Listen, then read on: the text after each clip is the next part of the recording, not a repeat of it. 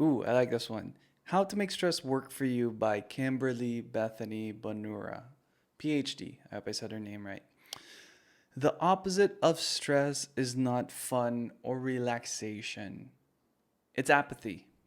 The emotional opposite of stress is depression. If stress is caring so much about an outcome that you get yourself riled up, then depression is losing your will to care so that you can't get riled up. So imagine that, right?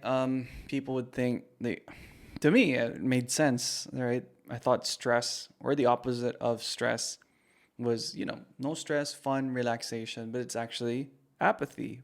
Walang pake, right? Which makes more sense in Tagalog, actually, now that I think about it. But yeah, when you no longer care about something, wala ka ng pake, that's apathy. But when you're stressed about something, may pake ka, 'di ba? You still want to do something. You still want to do your homework. You still love your work. You still love your significant other. That's why they stress you out, right? These things stress you out. So yun, I hope you learned little nugget of wisdom there. I did. It was like an aha moment for me.